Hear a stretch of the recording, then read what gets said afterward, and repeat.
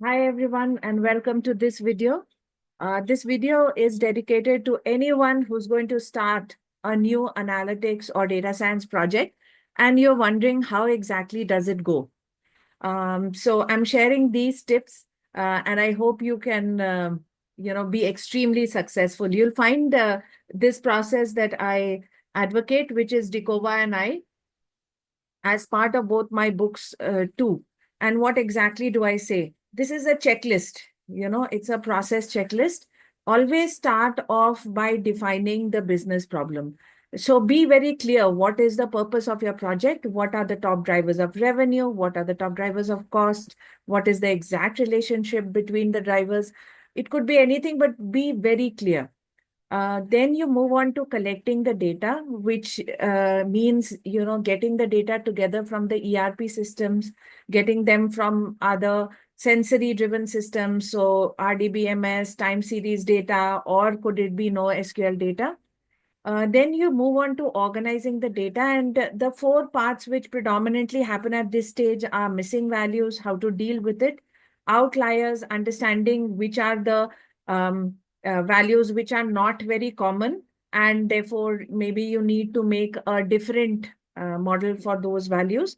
Dummy variables, if you need in your data frame to convert any of the variables from non-numeric to numeric, and derived variables, where you might want to, for example, calculate age from date of birth.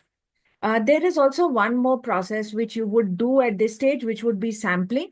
If you need to create a sample, if it's a very large data frame, or if you need to create a sample because it's got a very small percentage of the type of values that you wish to pick up, like fraud values, then this is the stage that you also do this sample. The next, so incidentally, DCO, these are common to every project, right? Every project you would do most of these that we have mentioned.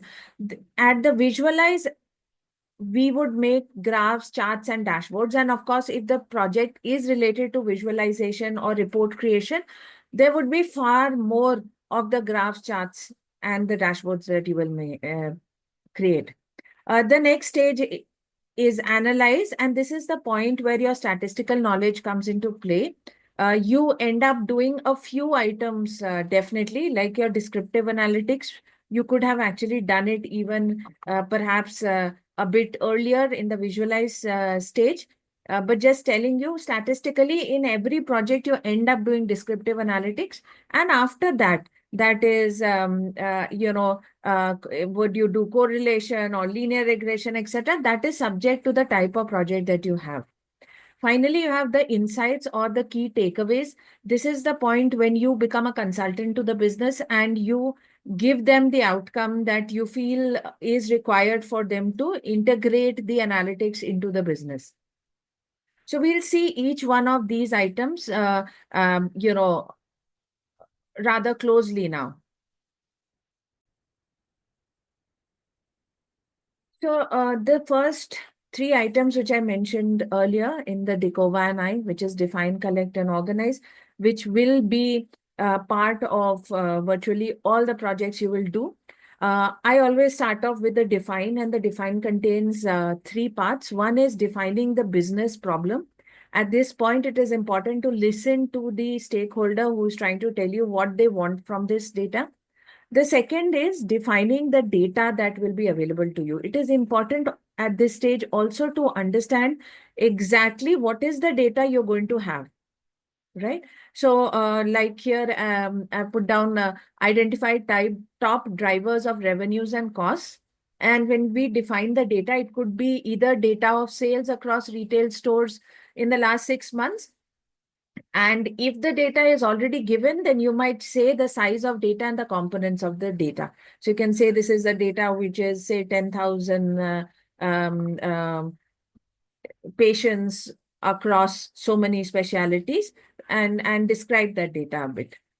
The next part of the define is actually trying to write out what is the statistical models that you feel you will need. Okay, again, at this stage, we are just writing. This is a very preliminary stage. We are just putting down our thoughts. So I can say I would want to do correlation analysis to find the top drivers, or I might want to say I would want to do predictive modeling, linear regression, if it's a how much, how many type of problem, or a logistic regression if it's a probability of occurrence problem, right? Or I could do feature selection techniques like mutual information and decision trees if that is the requirement. So here, as I mentioned to you, there are three defines. We define the business problem as the business tells us. We define the data, if possible, that what is the data that we're going to have. And then we define the, the statistical techniques we feel might be important for this project. Again, and we'll see it a bit later. The project flow is iterative. If we find something as we go forward that needs to change something which we've done ahead, we can always do that, right? Then we come to collect. Here we gather the data from the ERP systems. We could be joining the data sets to get a complete picture. And this is also perhaps in some organizations, the ETL part, which is that from the operational database, we extract, transform, and load the data into the analytics database. What are the skills at these points? You would perhaps end up using SQL for querying databases and joining data. You might need big data tools or unstructured data processing at this point, when you are trying to get your data together. The third part of it is organizing the data, where you enhance the data quality by doing missing values, outliers, feature engineering. You create dummy variables, derived metrics, and variables. So like when you're doing missing value, you could be handling a value which is actually blank, or you could be handling missing values, which is just standardized in a certain way. They've got written others for a lot of values, etc. Then you have outlier detection, where you could do it through the interquartile method, or you can use z-scores. And the derived and dummy variable creation themselves, you have in Python packages which help you out. Derived variables are often variables which you do through formulas. Okay. Now, the next three parts that are, these are very subjective to the particular project at hand. So when you're looking at visualize, you can visualize for graphs, charts, and dashboards that you might want to create through Matplotlib, Seaborn, Plotly libraries in Python, or you can be using Power BI tools. You could be doing up till the organize in Python and moving the data to Power BI tools like Tableau and Power BI. You could be doing dashboard creation and storytelling even in Excel with a PowerPoint. So any of these can happen. Then we look at analyze, and this is where we perform the statistical analysis, and they could include things like descriptive analytics, correlation, predictive analytics, regressions. And when we talk about descriptive statistics, again, please understand that there are libraries and in Python and R which enable you to do nearly all of it. So, you are looking at mean, median, mode, inferential statistics. You could be doing hypothesis testing and confidence intervals. Predictive models could be regression, linear logistic, clustering, segmentation. So all of that part comes out here.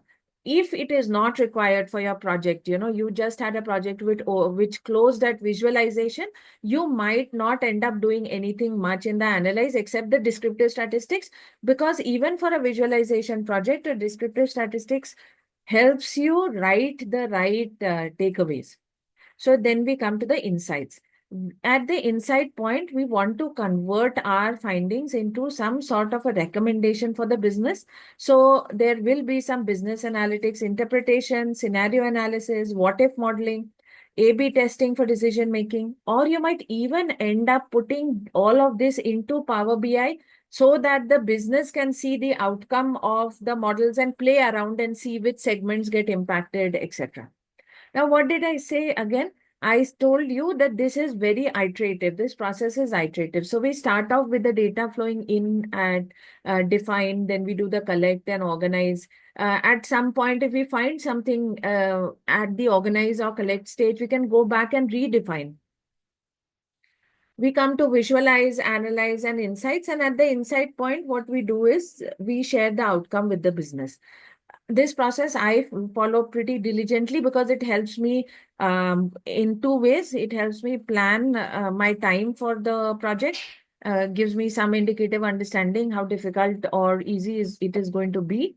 And it helps me express and showcase my work to the stakeholders because they themselves do not know every part of the project. It's very difficult to share out with them, codes, etc., which they may not understand. Now, here I would like to tell you, please, if you're finding my content interesting, do subscribe to the YouTube channel, and I would be very happy to connect with you over LinkedIn too. So do check me out on LinkedIn. And let's get started. Today's case study is on some hospital data of 10,000 patients.